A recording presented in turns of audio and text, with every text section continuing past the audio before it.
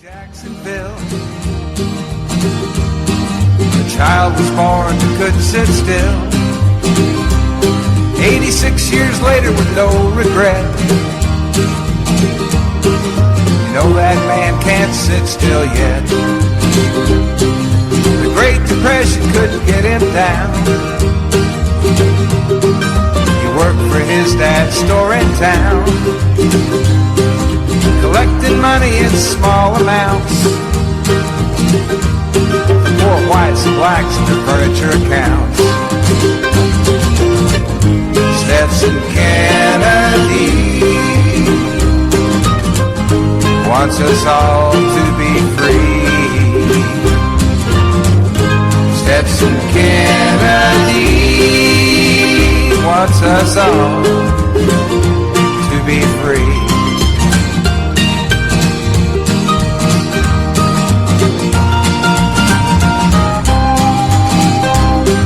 As he'd collect, he'd talk to folks. Hear legends, tales, songs, and jokes. Now this fine treasure he'd record and write. He was colorblind, didn't see black and white. Writer's project for the WPA. Zora Neale Hurston, he earned his pay. Crackers and blacks, they talk for hours. It was a barefoot history, this land of flowers. From WBRN Radio, writing on the Boston Red Network, the episode The Week That Was, on the 2nd of... Where's the first? Gotta check this out here. Well, it's on the 2nd of February 2020. Very interesting here. The dates line up 222. And that doesn't occur. It'll be more than 100 years before we have the lineup of the dates 222. Period. The coronavirus, we'll bring this up here, is up at 14,000 plus. Over 300 people have died in various places, including China. There was one additional person that died in the Philippines. Now, this is a person that had other types of medical conditions, and now a lot of these people are that. And there's also, what's the incubation period? Well, from the Lancet, it could be 5 days or so. As some of the prevailing thought on this, that it perhaps is as much as a 7-day incubation period to 14 days till a person shows the symptoms. Now, the debate now is kind of an invisible debate. Can a person transmit the disease without showing symptoms? Now, if that happens, we're in a completely new ball game. So people are looking into that, and we'll have more information on that here at WBRN. We've been staying on top of the coronavirus. In fact, on one of our episodes, Numbers Man, that's our macroeconomics program, we looked at some of the economic costs and went into some of the models. We'll update that. We'll have another Numbers Man program. This week, we'll talk more about that. And at this point in time, we're anticipating some special programming out of Des Moines, Iowa. Flash line. This is an extended version, incidentally, of the Week That Was.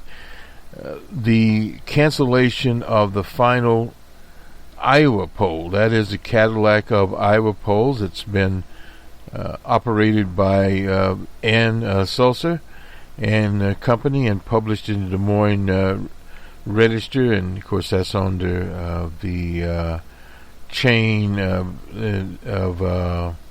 newspapers USA Today, but it was supposedly going to be unveiled live on CNN, and it is not being done because evidently some interviewer left out one of the names of a candidate, and they are thinking it's more widespread. We'll have more on that.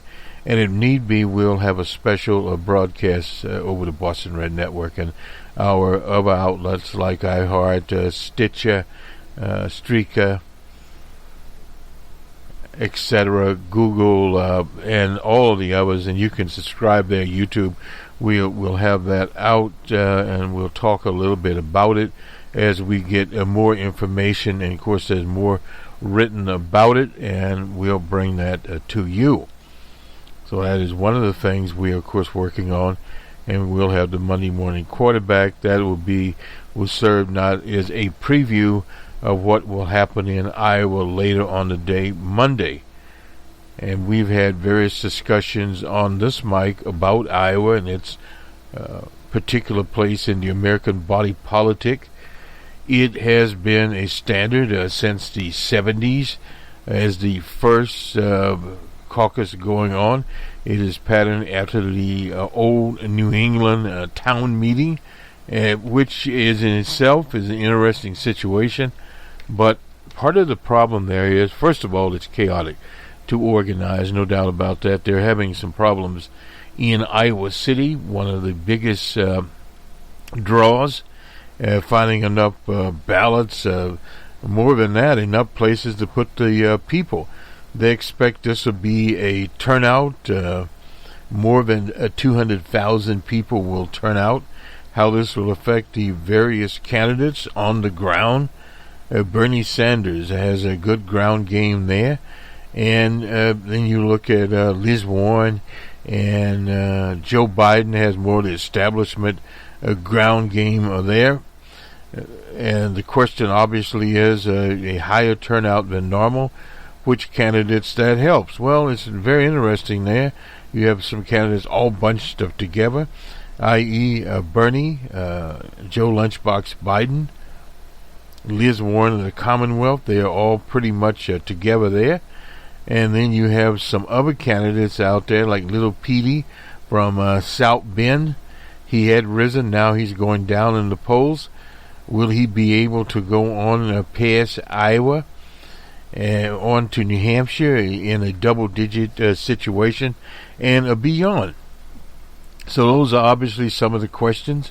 And what happens with Amy Klobuchar? Amy Klobuchar is in fifth place, and she could be above fifth place.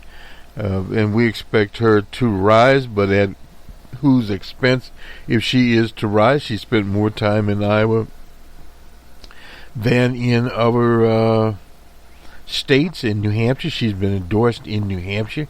She's been endorsed by the Quad City newspapers and another newspaper, I believe it's the one in Iowa City, that's also endorsed her.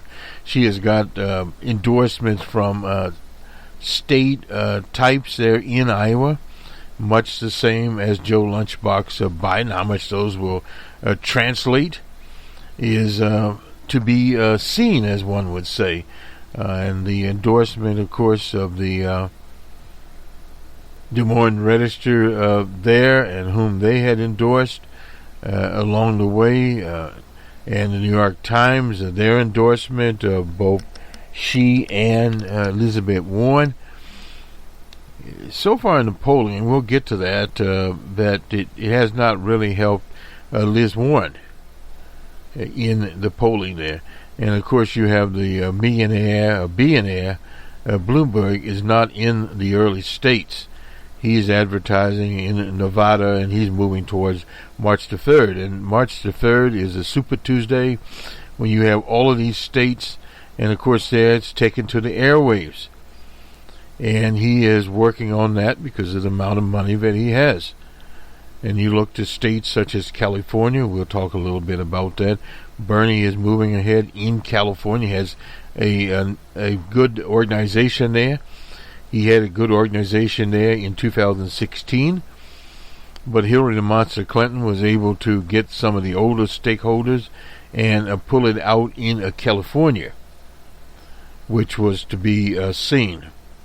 And some of the other states there, and where she was really took off, was when she went to, say, South Carolina, and many of those former Confederate states where it really doesn't matter, Alabama, Louisiana, and she won primaries there. And of course she won Pennsylvania, Illinois, and some of the Midwest states. She did not win Wisconsin. That was Bernie's. even Bernie, even one in West Virginia, and we went over that. If you go to Friday Jobber, and we are appreciate the grace of the people at the University of Virginia, Charlottesville, Dr. Larry Sabato and his crystal ball. And of course, we pay homage to Heber Heyer, who was killed there by a white supremacist in Charlottesville, Virginia, the University of Virginia. But we look to all of these sources to try to sort this out using our Ouija board model and also the slide rule model is something we use. And on the economic, we have our other models there. I'm thinking of the spinning top model, the seesaw model, and some of those that we use there. And we'll continue on the coronavirus. On this episode, we always have Karl Rove, generally speaking, if he's around, and we give the view from the right. We're not trying to be balanced here. We're just trying to provide the information, and it all comes together or synthesized into one big mosaic. One more thing while we're at this stage of the game. In St. Louis, Missouri, look at my notes here. The Cleaners Union there, the SEIU, is working on the Fight for 15, something we have covered with the Reverend Doctor out of Carolina, and his crusade through the moral crusade, and also through the Poor People's March. And that is still going. They are pushing for 15. The difference in St. Louis is the majority of people in that particular union are African Americans. Many times if we go, say, to Los Angeles and other cities, they would be Latinos. But we'll have more coverage on that. And somewhere here we have the Reverend that is involved in it. Different note card here. I guess we have to have a better way of keeping things straight here. But nonetheless, in St. Louis, they are working, and they interviewed him, and hopefully we'll get that interview up here as we get some time. Since the Ferguson campaign, very, very important there. They've had African Americans elected there, the superintendent, various other people, a DA there in St. Louis. But this is back to the age-old question, electing African American political officials. Does that alter the state of the economy? The answer to that is no. In St. Louis, there are several families that control things there, and until they diversify, there is not that opening. And that's the same problem we have in South Africa. It emerged from apartheid, and then we had a majority, quote-unquote, black government there. They've had that since Nelson Mandela, but has it transpired into economic process or economic justice for the people as a large? No. It has transferred into some economic progress of certain sectors of the middle class or middle strata. And in those situations and in the political parties in the form of corruption, that has happened. But to translate it to the majority of the people, you have to have the types of reforms to start with under that system, and then you go from there into more revolutionary stance. They could have went there because of the African National Party's alliance with the South African Communist Party, and had they went to that situation.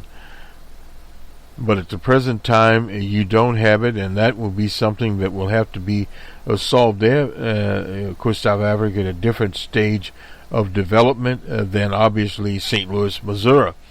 But some of the same symptomatic situations are there. I was reading Professor Nips, August Nips, and his, we'll have to post some of his works up, his work on South Africa and some of his works on the economic inequality in the U.S., and it mirrors some of the works in which are more revisionist than Professor Nips of Thomas Pete and his capitalism, his reformist path.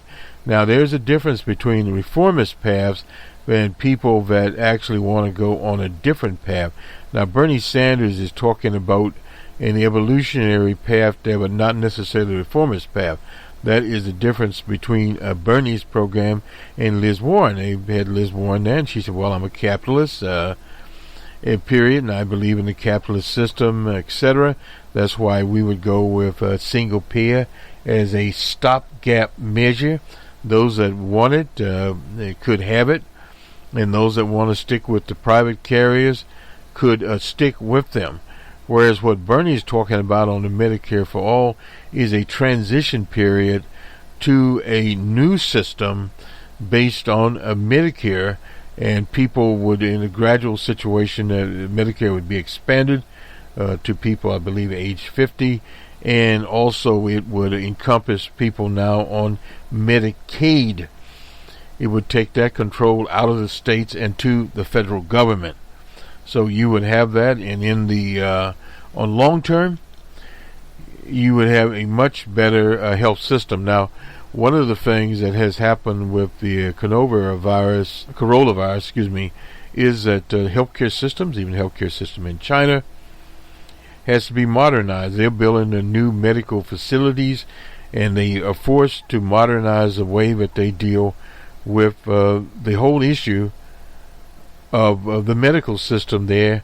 At one time, they had a good medical system with their barefoot doctors, etc., and then they went to a mixture of state and private clinics, which does not work out.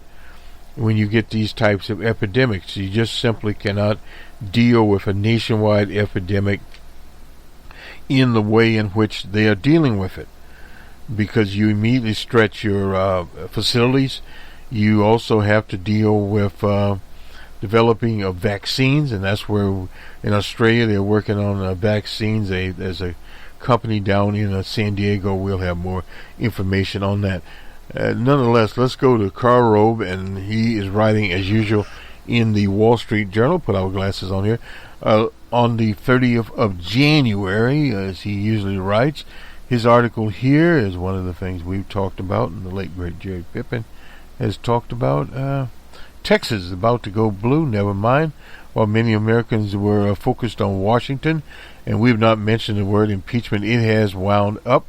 Senators next week, incidentally, in Washington will be making individual statements, closing arguments, etc. That'll be some on Monday, some on Tuesday, and on Wednesday at 1600 hours, the schedule, they'll finally vote on the situation.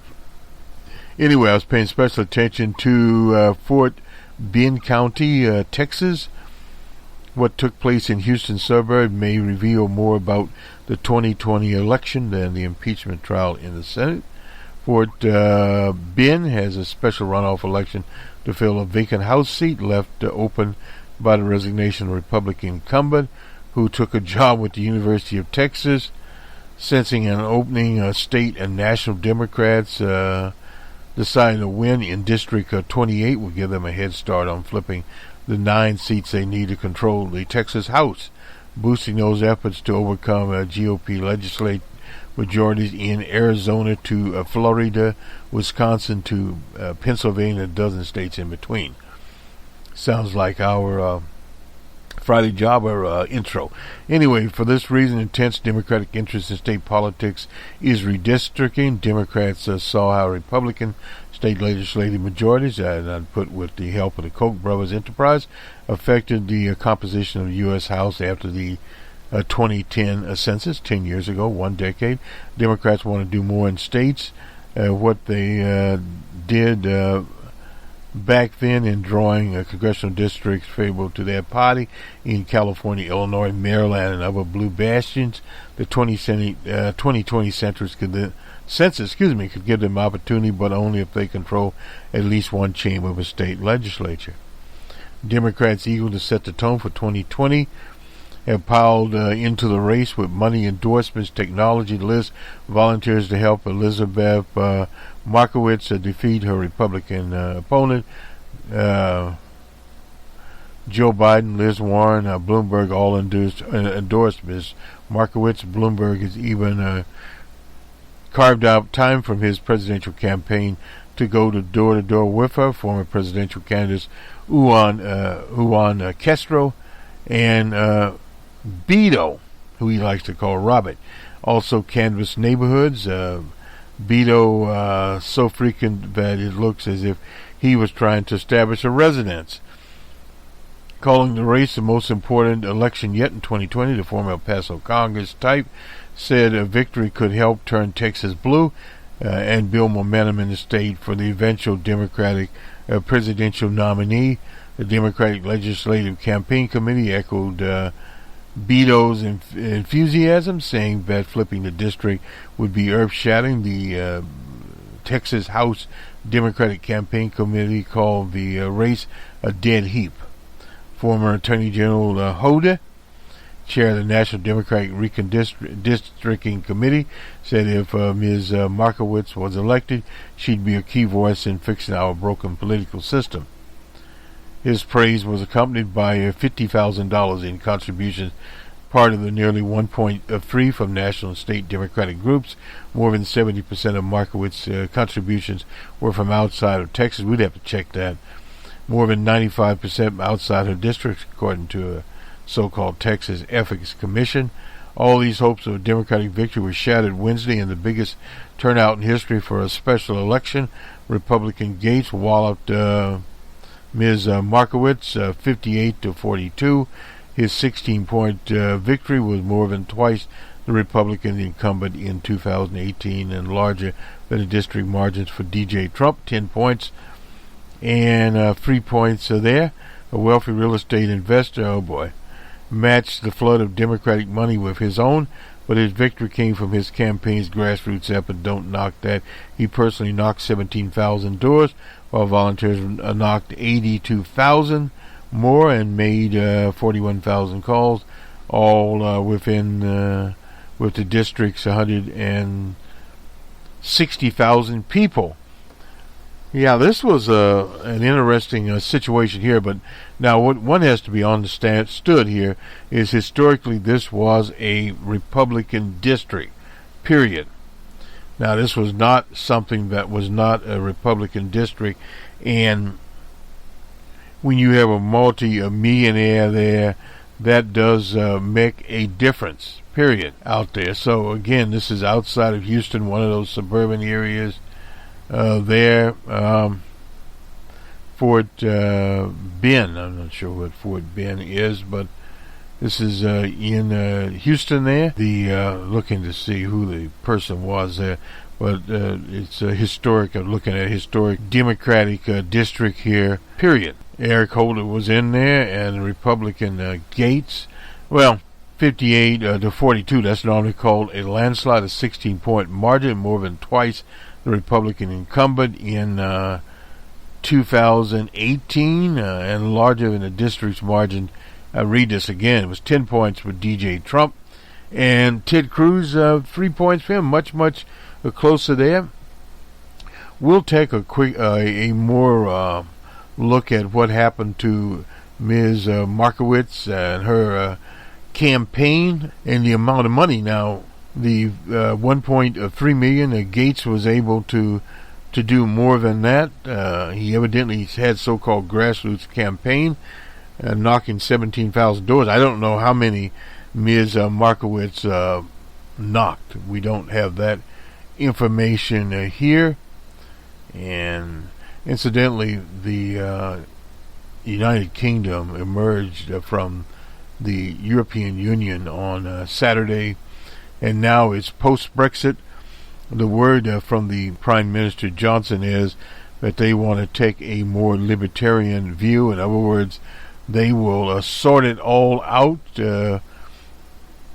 and get trade deals with other countries such as the U.S. Now, basically what they're talking about doing is they will have a smorgasbord of quote-unquote deals out there that they'll be performing, period, with these various nations. Some have called it a race to the bottom. period. Let's go to some polling now. And hey, what we will go to here is some polling from Real Clear Politics and some points we want to make. Particularly, we'll just do it in Iowa and stay with Iowa. We want to redo all of this. But some of these, in terms of national polls, NBC News had Bernie ahead by 1, and this is Biden-Bernie 27. The statistical tie here. Liz Warren behind by about 15 points. And then we have the Independent Business Daily, very good poll, has Biden up by 7 at 26, Bernie at 19. Again, Liz Warren in third place. Fourth place there is Bloomberg. Now, this is national. And then the others. Out in Washington State, Bernie is ahead out there, 5 points above Biden. That'll take a while there. And the general election situation, this is Biden versus Sanders.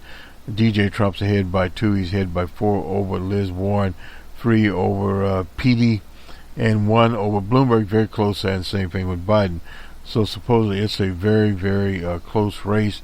The approval rating, they have him at 44. Now, of course, in California, according to KQED NPR poll, Bernie is ahead by 14 out there. Biden by 7. Franklin Marshall poll, that's Pennsylvania. Biden has 22, Bernie has 15, and Warren together in that race. Amy Klobuchar at 5, Yang at 5. Buttigieg in the single digits. The LA Times USC poll, we didn't look at that one. This is a national poll, has Biden up 16, 34 to 18 for Bernie, 16 for Liz Warren. And this is some more of the LA Times USC poll. Biden by 9, Bernie by 7, Warren by 4, and over Buttigieg, Trump is up by 3. Trump, and we haven't seen very many of these. Trump versus Amy Klobuchar, she's up by 2, which is good for somebody who's not known. And Politico had him, that was on Thursday, had DJ Trump's approval rating at 41. So he's actually dropped in some of these polls, depending on which ones you want to go. And if we go to Iowa, this is Monmouth University out of North Branch, Jersey. They have Biden up by 2 with Bernie at 21, Buttigieg at 16. Again, Liz Warren at 10 and at 15. Amy Klobuchar there. And we have Iowa State University. They have Bernie up by 5 there. And so we don't know where the Des Moines Register poll was going. He's up by 24. Biden at 15, Buttigieg at 17, and Liz Warren is in second place there. Amy Klobuchar is in at 11, so she's in the double digits. Warren is in the double digits there. And we go to Florida. Lunchbox Biden is way ahead. On the national race, if we look at the Economist YouGov poll, Internet poll, Biden up by 2, and then comes Bernie, and then Liz Warren and Bloomberg and the others in single digits. We won't even list that one. The Hill-Harris poll is nuts. They have Liz Warren at 9, Bernie at 17, Biden at 29, and so forth and so on. Waste of time. The Reuters poll, that's Ipsos poll, his approval rating is at 41. YouGov, this is DJ Trump, at 44. He does a little better over at YouGov. And the generic ballot, this is for YouGov. Democrats up by 9. Interesting factor. And if we go back to Tuesday, the Berkeley poll is out there. These all show Bernie ahead by 6 in California. Then comes Liz Warren. Then comes Biden and Buttigieg in the single digits there. And the Quinnipiac poll has Biden, this is a national poll, up by 5 at 26, Bernie at 21, Liz Warren bringing up the field at 15, Amy Klobuchar at 7, and the billionaire Bloomberg at 8 in that poll. And rounding out, we have another Iowa poll here. This is Emerson polling out of Boston. Biden is at 30. Bernie is at 30. Biden is at 21. Buttigieg made it in at 10. Warren at 11. Amy Klobuchar is actually ahead at 13. And so she is moving up there, and this places her in a third. I'd not be surprised about that, or in fourth, actually, in third. So we have that. Get that poll back. This is from Real Clear Politics and their poll. This was the Emerson poll we just went over, and we'll get to that Emerson poll. A little interested in that Emerson poll. Quinnipiac. Oh, this is the Emerson. This is Iowa. Very interesting there.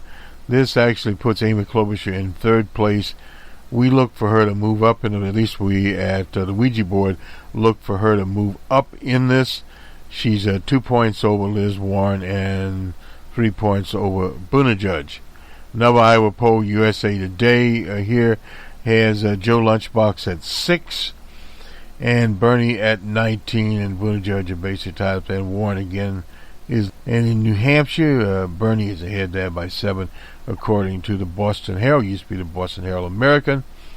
And out in Salt Lake City, of all places, Salt Lake Tribune there in Suffolk, Bernie's up by 13, 27, and Warren at 14, and Joe Biden at 12.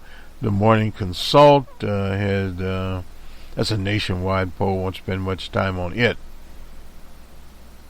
And then, of course, the Washington Post poll, that was last Monday. And let's see what else we need to look at here. Well, that's basically about it. We have the CBS News, and they're using YouGov this time, and the internet poll. Bernie's up by 1, so they're bunched up there. Bernie, Little Petey, they're all in the 20s. Little Petey's in, third place there, and Warren at 15, Klobuchar there. I don't put much stock in that. NBC, this is in New Hampshire, they also put Bernie up in the Marxist poll there. So again, some of these polls are a little lopsided, but a little lopsided, I should say, but it doesn't matter that much. Another national poll here was last Sunday from Fox. Had Joe Lunchbox Biden up with 3 statistical tie with Bernie, and Liz Warren at 4th. Bloomberg comes into 10th there. So a little different polling from these organizations. We'll definitely see some trends happening here, and that is where our polling is at this stage of our game here. And of course, from last week, one of the big stories when the GOP blocked the idea of witnesses to the impeachment hearing and also of evidence, that pretty much took everything out. It was 49-51. We'd be and Susan Collins, who was in a tough election, and the Willard Romney, who was out of Utah, joined with the Democrats there. Of course, they were defeated 49-51. One of the things to remember, it is a political situation. So again, the Democrats hope to turn it into a political situation. Will they subpoena John Bolton? A very big question there. He has a book coming out, and that's one of the things that we'll look to. Now, on Friday Java, we did talk about Amy Klobuchar and the uproar.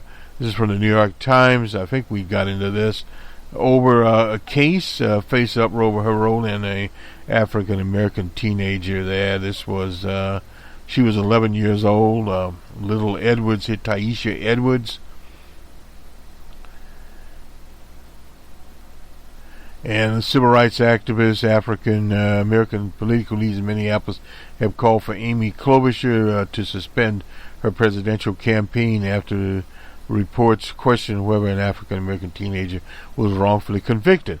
Now, this was an investigation by the Associated Press, and the gentleman is Myron Burrell. There, and the senator had made it part of her campaign. And the quotes one of Burrell's co-defendants is saying that he was, in fact, the person responsible for the murder of Taisha Edwards. Reported that instead he is innocent and has rejected all plea deals. And there's a statement here also from the oldest civil rights organization, the NAACP, Leslie Redmond, the president there in Minneapolis. What I need people to understand is that this is not about partisanship. This is not about politics. This is about justice. Unfortunately, justice in politics, justice flows from the body politic. Anyway, this is about what's right and what's wrong. Young people, young adults were all given life sentences to rot away in prison. She said this benefits no one. However, it does benefit politicians that use the criminal justice system to enhance their political careers. Well, a lot of this is done. We think now of the Central Park Five African Americans, one a Latino, that were convicted. DJ Trump actually took out full-page ads wanting to bring the death penalty to New York in the Times, etc., and that these people should be executed. Well, it turned out these people were innocent, and to this day, DJ Trump has not apologized. He is still riding on a dead horse, and he was able to get votes on that period situation. So you have the Amy Klobuchars of the world, Kamala Harris before her, back in the days when prosecutors were there. And again, Amy Klobuchar, as Redmond said, you have questions that need to be answered. I agree there. The revelations and the call for Klobuchar to suspend her campaign comes days before the Iowa caucus. She will not suspend her campaign, but she does need to make clear what is going on. Throughout Democratic primary, candidates like Joe Lunchbox Biden, Bloomberg, of course, was done much more damage with stop and fish than Amy Klobuchar could ever do with this one situation. Disproportionately harmed African Americans. He apologized. Kamala Harris faced questions about her time as a prosecutor, some many say persecutor. On Friday, a spokesman for the Klobuchar campaign said the senator has always believed in pursuing justice without a fear of favor. That's why she said that any new evidence in the case should immediately be reviewed by the court. I agree there, but she should make that statement in person. In a statement, the county's attorney's office has been fully cooperating with the Associated Press and Myron Burrell's defense attorneys, adding that neither the Associated Press nor the attorneys representing have shared any new evidence with us. That if any new evidence is presented, it will be carefully reviewed by office. And the Minneapolis Police Department, who was running a racist operation, and still is, referred it back there in a telephone interview. Daniel Guerrero, he's an attorney for Burrell, who represented him since 2017, said that while he believes authorities could have a more rigidly followed up on leads and alibis, he did not think, based on his review, that Klobuchar has done anything specifically wrong. Well, yeah, no doubt about that. She was just the DA. One thing I would say about Senator Klobuchar is that I wish she would stop citing the Edwards case as an example of being an aggressive politician. That certainly a tragedy of an 11-year-old girl dying is especially as bad as that a 16-year-old boy was likely wrongfully convicted and sentenced to life in face of an aggressive and short-sighted prosecution, no doubt about that. Guerrero said that his client has already appealed his conviction several times, and at this point we would have to bring evidence of actual innocence. That's the key there to get the case back into court. We're still investigating, hoping to get a wrongful convicted individual out, he said. Amy Klobuchar ran for the DA's office. That was in 1999, and she was there. Ran the office, I should say, 1999 to 2006, and oversaw the first trial of Mr. Burrell, and conviction and sentencing in 2003. That conviction was evidently reversed. This is important note here by the Minnesota Supreme Court, which found that a key statement by Burrell should have not been used in the trial. Klobuchar was succeeded by the current DA Freeman, who oversaw a second trial for Burrell, in which he was also convicted and sentenced to life in prison. At 16 and time of the shooting, he's now 33 years old. If you get the Friday Jobber, you'll see a picture of Mr. Burrell. Throughout, Klobuchar doesn't discuss her, though she doesn't discuss her time at the as the county's DA as frequently as she cites her accomplishments as a federal lawmaker. She's wise to do that particular situation. Taisha Edwards, a little girl, was doing her homework in her kitchen table. She told the Post back in October, sweet, sweet child, just doing her homework so that she could go to the mall later on or something, and gang members shot through the house and killed her. An unfortunate situation. We went after those guys and they went to jail. Well, yeah, they did, and they're still there. Said the case against Burrell was overly reliant on jailhouse informants, otherwise known as snitches, and some of those whom were offered a sentence reduction, cash incentives for information, as well as unreliable accounts. The snitch, historically in communities of color, has played a very important role by outright lying. Noted there was no gun was recovered, no fingerprints, DNA evidence was made part of this case. This is from the AP. The AP article also said that Klobuchar denied Burrell's request to go to his mother's funeral after she died in a car accident. She had just been visiting him. I do feel badly, the foreman of the jury. Now, this is the foreman of the jury, Mr. McLean, told the AP on Friday. I feel for the lack of a better word, that we were misled. Burrell told the AP he believes the authorities knew that he was innocent all the time. No doubt about that. It was politically expedient to put the little brother Burrell behind bars, and that's where he is. We didn't feel like my life was worth living. They didn't feel, no doubt, there. And a lot of this political drive started, this law and order thing, with the Clinton administration, who the setup was a war on so-called crime. The DARE programs out of Reagan administration. This has been around a long time. This did not just start with Amy Klobuchar in Minneapolis, period. Now, this is from, was syndicated by the Fort Worth Star-Telegram. Former jury regrets the conviction there. This is from the Associated Press on the 31st of January. The former jury that sent a Minnesota teen away for life in the 2002, this is 2002, of an 11-year-old girl, said Friday he regrets voting to convict. I feel badly, this is Joe McLean here, told the AP, I feel, for a lack of a better word, that we were misled. Maybe we should have taken more time, he added. Maybe we should have said we can't decide, or it's been hung. There were no fingerprints, as we said. McLean, he said, other jurors did the best they could with the evidence presented. They were unaware of information turned up in the AP review, in part because his co-defendants were not allowed to take the stand. Both had since Burrell was not even at the scene, and one of them, Ira Tyson, admits to being the shooter. Now there are statements from Ira Tyson saying he did the shooting. We didn't have that then, and Klobuchar told the public radio in New Hampshire that if there's new evidence, there should be a review immediately, because the job of prosecutor is to convict the guilty and protect the innocent. That did not happen. In an interview with the AP, McLean recalled the trial and said Burrell's defense attorney seemed inexperienced. Now, this happens many, many times, and unable to mount aggressive defense.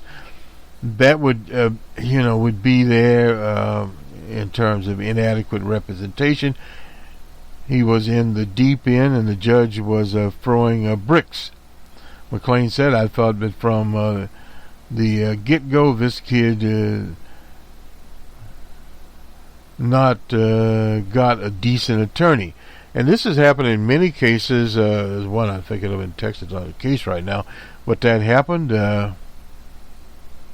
All the jurors never visited the scene. He said he found it difficult to believe that Burrell, who is 5'3", could fire a handgun over a 5-foot wall, as prosecutors claimed. Now, this is one of the Paul Fedora, who held out against the guilty verdict longer than any oven, told the Associated Press. And not a very tall fellow. I held as long as I could, he said, and it's weird. You think you can do it, you can hold on, but you have never been in that situation. No doubt the pressure on Mr. Fedora, Then addressed reporters, said he felt the pressure to convict. McLean said that after juries agreed on the verdict, he went into the jury restroom and vomited. He was a 16-year-old boy, and I was pretty newly minted father at the time, he said. Based on our conviction, there was a real possibility he's going to jail for the rest of his life, where he is right now.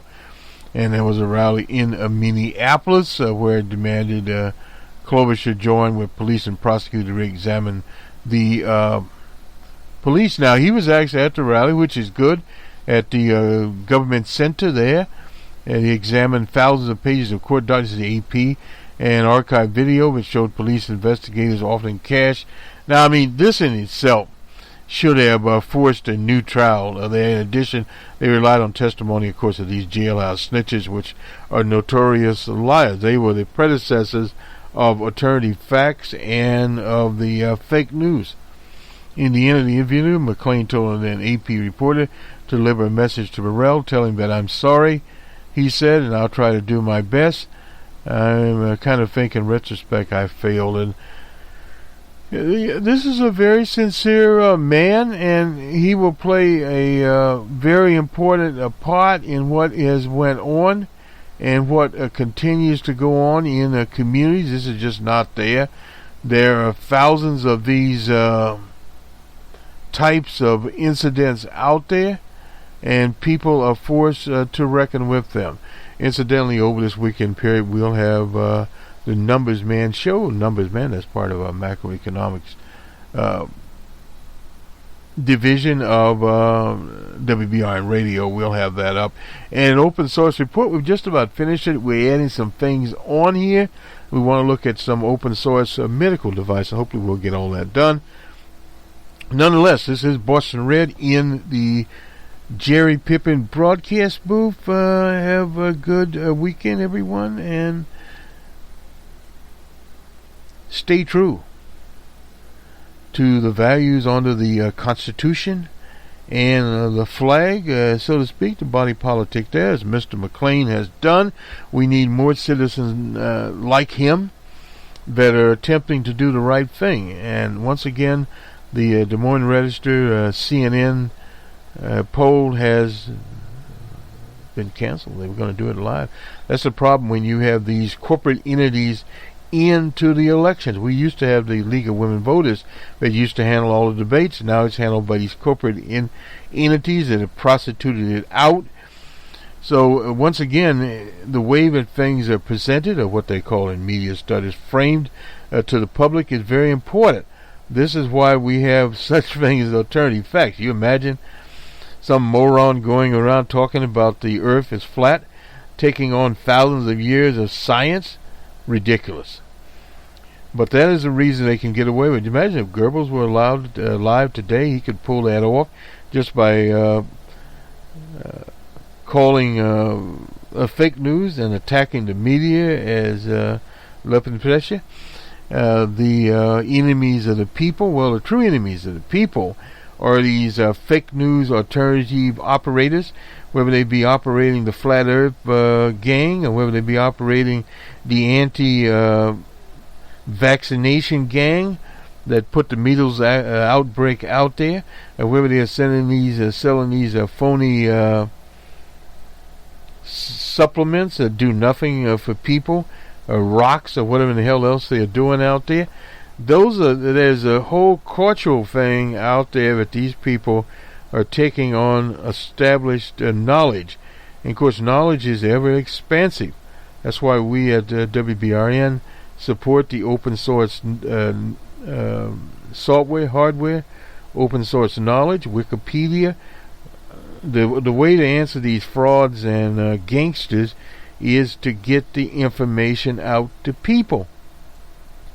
And if enough people hear the information, at least they get into the marketplace of ideas. And many people look at that marketplace of ideas, such as what's happening in Australia, big mining concern there, and they now understand what global warming is. Now, whether it was made by the Tooth Fairy or not the Tooth Fairy, it doesn't really matter very much. That's kind of like the case here I was looking earlier, Typhoid Mary. Old Typhoid Mary spread typhoid. They asked her for samples at the time of her stool.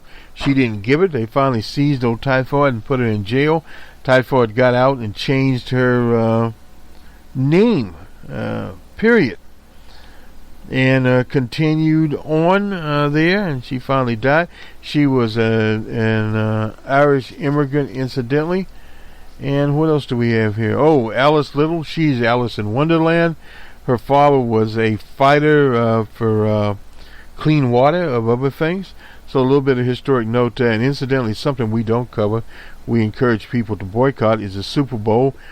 They will have a dedication there to Margie Stoneman Douglas High School and the murder there of 17 people, including an athletic director, assistant football coach at Margie Stoneman High School. Margie Stoneman Douglas, incidentally, was a famous judge in the famous journalist in the state of Florida, just as the man we honor here on this program,